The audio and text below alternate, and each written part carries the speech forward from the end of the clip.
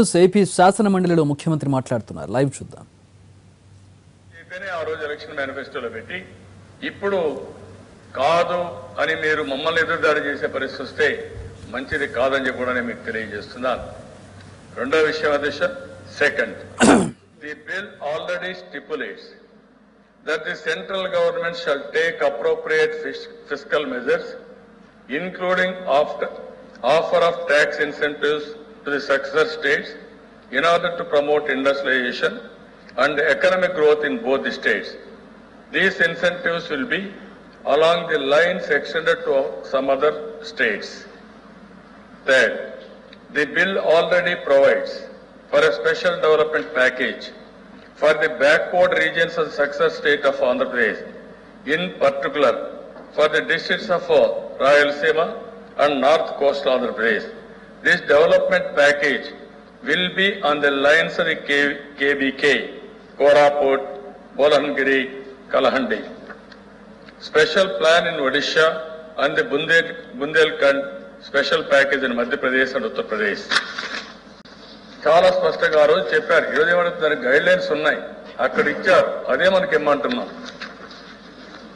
Fourth అధ్యక్ష, I would like to reassure honorable members that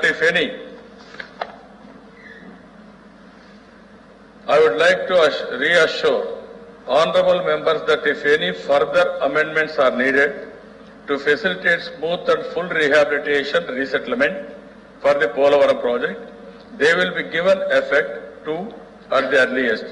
Our government will execute the Polavaram project. Let there be no doubt about it. 5. The appointed day for the formation of the new state will be so fixed in relation to the notified date so as to enable preparatory work relating to personnel, finance, distribution of assets and liabilities to be completed satisfactorily. 6th, the resource gap that may arise in the successor state of Andhra Pradesh in the first year, especially during the period between the appointed day and the acceptance of the 14th Finance Commission recommendations by the Government of India, will be compensated in the regular union budget for 2014-15. I hope these additional announcements will demonstrate our steadfast commitment to not just the creation of Telangana, but also to the continued prosperity and welfare of Seemandhra. అదే మరి అధ్యక్ష ఇక్కడ చెప్పింది మీరు చూస్తే మొత్తం అధ్యక్ష 18 issues బిల్లో ప్రవేశపెట్టాం. 2014 బైఫర్కేషన్, ఆంధ్రప్రదేశ్ పునర్వ్యవస్థీకరణ చట్టంలో 18 ఐటమ్స్ పెట్టారు అధ్యక్ష. ప్రత్యేక హోదా పెట్టారు, చట్టంలో పెట్టకపోయినా అనౌన్స్మెంట్ ఇచ్చారు. ఆర్థిక లోటు పెట్టారు, ఆర్థిక లోటు విషయం చెప్పారు, మళ్ళీ అనౌన్స్ చెప్పారు. అదే మరి పోలవరం ప్రాజెక్టు పెట్టారు, రైల్వే జోన్ ఏర్పాటు పెట్టారు, green field crude oil refinery petrochemical complex పెట్టారు, అమరావతికి కేంద్ర సహాయం పెట్టారు, జాతీయ విద్యా సంస్థ నెలకొల్పడం పెట్టారు, దుగ్గిరాజపట్నం నెల్లూరు వద్ద పోర్ట్ నిర్మాణం పెట్టారు, ఆంధ్రప్రదేశ్ శాసనసభ సీట్లు పెంపుదల పెట్టారు, పన్నుల విధానంలో తలెత్తిన సమస్యలు మనం ఇప్పుడు కొత్తగా తీసుకున్నాం, కడప జిల్లాలో ఉక్కు కర్మాగారం పెట్టారు, వైజాగ్ చెన్నై పారిశ్రామిక కారిడార్ పెట్టారు, విశాఖపట్నం విజయవాడ మెట్రో రైలు పెట్టారు, రాజధాని అమరావతికి ర్యాపిడ్ రైల్ రోడ్డు కనెక్టివిటీ పెట్టారు, వెనుకబడిన జిల్లా అభివృద్ధి కోసం సహాయమని, అదే మరి షెడ్యూల్ 9, షెడ్యూల్ 10 సమస్యల పరిష్కారం, గ్రే హౌండ్ సెంటర్ ఏర్పాటు, ఇలాంటివన్నీ కూడా 18-19 ఇష్యూస్ పెట్టారు అధ్యక్ష. అధ్యక్ష ఇక్కడ ఒకసారి చూస్తే ఈ ప్రత్యేక హోదాలో ఒక లెటర్ కూడా ప్రాసెస్ చేసి ఈ కాన్సెప్ట్ ని క్యాబినెట్ తీసుకెళ్లారు. The cabinet further directed the planning commission to implement the decision of grant special category status for a period of 5 years to the successor state of Andhra Pradesh comprising 13 districts. ఇది చేసి planning board పంపించారు. Planning board దీన్ని అమలు చేయకుండా వాళ్ళు దాన్ని cold storage లో పెట్టే పరిస్థితి వచ్చారు. మళ్ళా నేషనల్ డెవలప్మెంట్ కౌన్సిల్ పంపించాలని చెప్పి నేషనల్ డెవలప్మెంట్ కౌన్సిల్ కి పంపించే పరిస్థితి వచ్చింది. మీ మేనిఫెస్టోలో మీరు చూస్తే క్లియర్ కట్ గా పెట్టారు.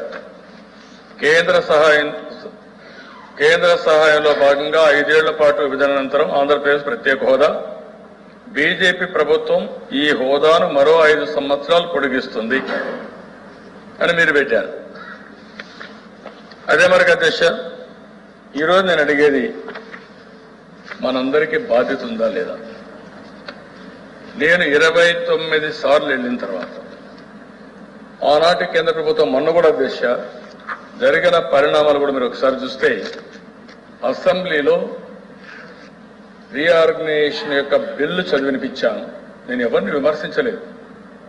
ఆ రోజు పార్లమెంట్లో చెప్పినటువంటి విషయాలు హామీలు చదివినిపించాను. ఇవన్నీ అమలు చేయమని చెప్పి డిమాండ్ చేశాను.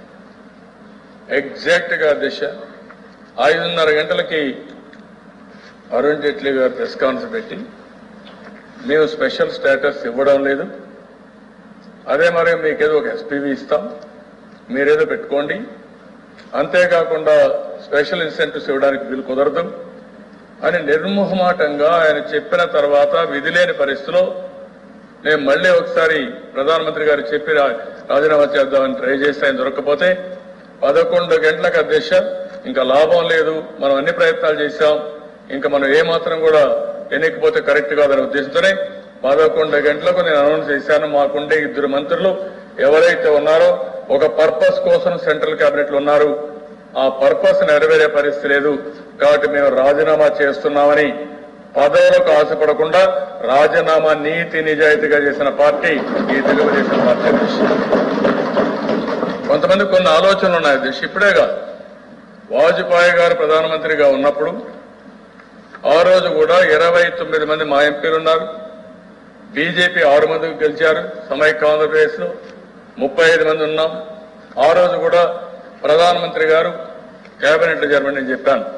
కేబినెట్ లో మాకు అవసరం లేదు, మీరు దేశానికి బాగా చేయండి, మా రాష్ట్ర సమస్యలు పరిష్కారం చేయడని కనీసం 6-7 మంది మంత్రులు ఇచ్చేవాళ్ళు నేను అడుగుంటే మంత్రులకు ఆశపడకుండా కేంద్రానికి అన్కండిషనల్ గా 6.5 సంవత్సరాలు ఒక్క సమస్య క్రియేట్ చేయకుండా సపోర్ట్ చేసిన ఏకైక పార్టీ తెలుగుదేశం పార్టీ అధ్యక్షుడు. ఎప్పుడు మేము సమస్యలు క్రియేట్ లేదు, సపోర్ట్ చేశాం.